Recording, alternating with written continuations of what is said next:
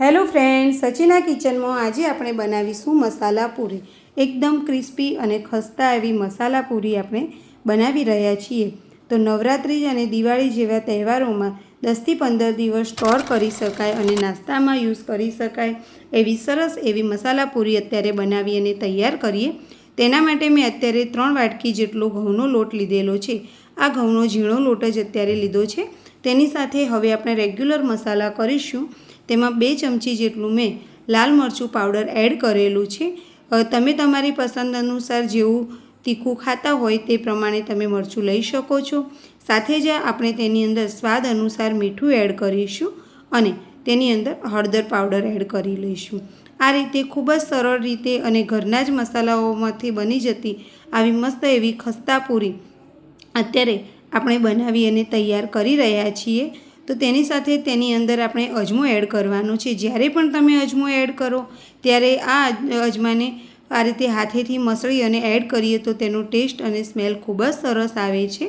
અને તેની સાથે જ હવે આપણે તેની અંદર તમે જે પણ તેલ ખાતા હોય એ તેલ આપણે તેની અંદર એડ કરી લઈશું અને મુઠ્ઠી પડતું મોયણ આવે એ રીતે થોડું તેલ લઈશું તો આપણે 10 થી 15 દિવસ સરળતાથી આ પૂરીને સ્ટોર કરી શકીશું।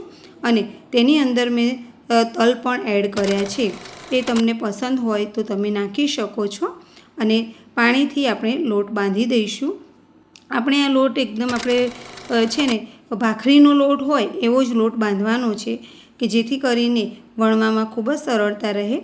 10 મિનિટનો રેસ્ટ આપ્યા પછી આ રીતે મોટી રોટલી વણી લઈશું અને મોટી રોટલી વણ્યા બાદ તમે જોઈ શકો છો કે આપણા લોટ સરસ બંધાઈ ગયો છે। તેથી પૂરી એક મોટી રોટલી આપણે જે વણી એ પણ સરસ રીતે વણાઈને તૈયાર થઈ ગઈ છે।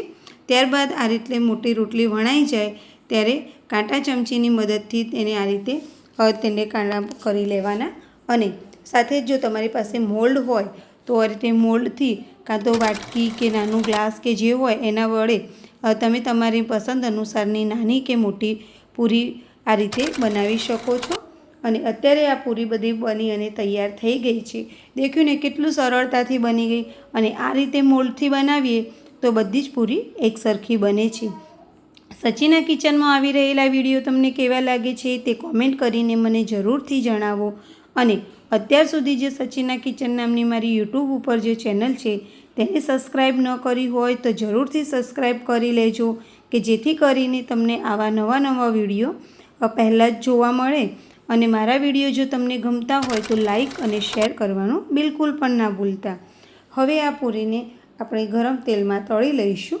આપણે મીડિયમ ગેસની ફ્લેમ ઉપર જ આ પૂરીને તળવાની છે અને એકદમ ગોલ્ડન થઈ જાય એ રીતે તળીશું। અંદરથી બિલકુલ પણ કચાશ ના રહે તેનું ખાસ ધ્યાન રાખીશું। અને આ પૂરીને આપણે સ્ટોર કરવાની હોવાથી તેને તળવામાં આપણે ચોકસાઈપૂર્વક તળવાની છે। આ રીતે એકદમ ખસ્તા અને ક્રિસ્પી એવી પૂરી ખૂબ જ ઝડપી તૈયાર થઈ જાય છે। અને તમે જોઈ શકો છો કે આ રીતે તમે મોલ્ડથી કે એમ પૂરીમાં એક સરખી હોય તો દેખાવમાં પણ ખૂબ જ સારી લાગે અને આપણે તહેવારોમાં અલગ કંઈક લાગે। તો આ રીતે તમે પણ તમારા ઘરે જરૂરથી બનાવજો અને આ એકદમ ઇઝી રીતે ઝડપી બની જતી એવી ખસ્તા પૂરી આપણે અત્યારે બનાવી અને તૈયાર કરી દીધેલી છે। આ પૂરી તમે ચા કે કોફી સાથે પણ ખાવાની ખૂબ જ મજા આવે છે અને તમે બાળકોને નાસ્તામાં પણ આપી શકો છો। તો સરસ એવી ખસ્તા પૂરી સચિના કિચનમાં આજે આપણે બનાવી અને તૈયાર કરી દીધેલી છે। તે ઘઉંના લોટમાંથી જ બનાવેલી છે। મારા વિડીયો ગમતા હોય તો લાઈક કરો। By friend.